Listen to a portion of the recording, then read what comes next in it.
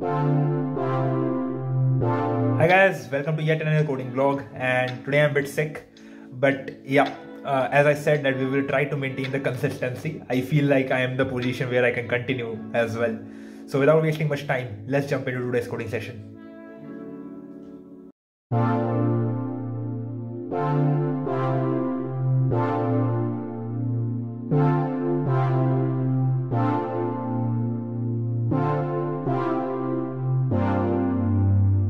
Hi guys, I'm back from my coding session, and today's question was quite easy. The question was, can place flowers? So basically, you have been given a flower bed, and you have it has been represented by zeros and ones, and 0 means that bed is empty, and 1 means that bed is being occupied. And what you have to tell is that no adjacent flowers should be seen.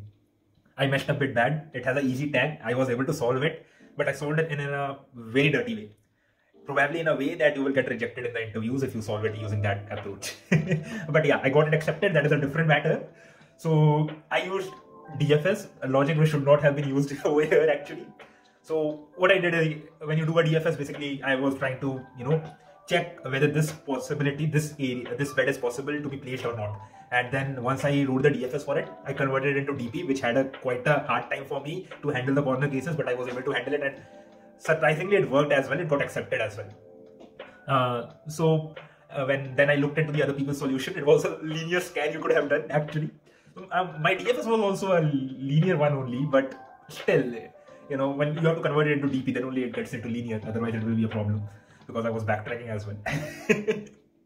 Anyway, otherwise it was a linear scan. You need to check whether I plus 1 is empty and I minus 1 is empty, and the current position, your I, should be empty. If that is empty, you can place it and you can increase the count. So it was a bit straightforward. I guess I went into thought mode. I guess I invested my brain quite a lot more into this thing and went into the wrong direction of adding a DFS. So see, this is what happens. Thinking too much about the problem can also lead you to the problems. So this is one of the examples. You will probably see that in the walkthrough as well, that I suffered a lot while I was trying to code it out DFS, because this was not the place where you should apply the DFS, even though if it works. And you will understand the importance of code readability, because the code readability of my DFS was rubbish. Like, it was destroyed in a way, the way I wrote it. Like, probably in your production, the code will get a lot of comments if you do that way, yeah, moreover, the thing is that if you go ahead and think into wrong direction of solving a problem, you will get misreaded quite a lot. So you should definitely ask questions while you are solving the question in the interview. Otherwise, this can become a very big problem. Thankfully, when I looked into people's code, I was able to understand it. The logic was a bit clear.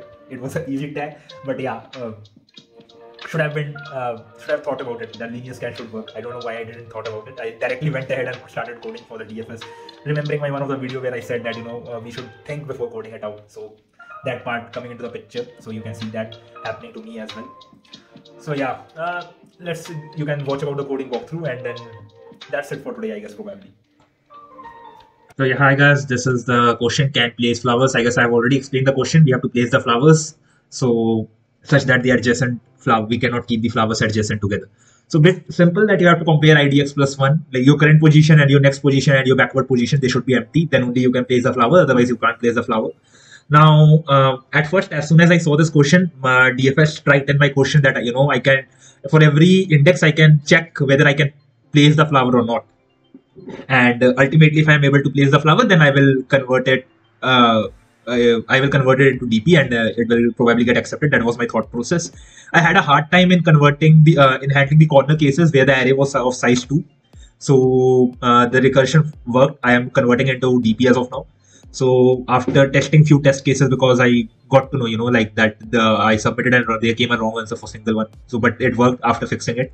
Then I saw the other people's solution. I saw it could have been solved by simple linear array search. So I did that.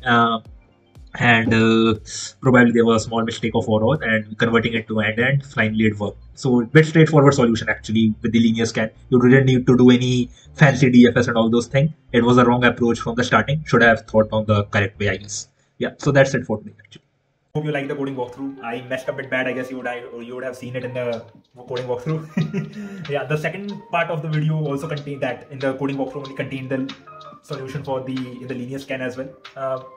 Yeah, that's it for today. I hope you like the video. Do like, subscribe. I will see you tomorrow.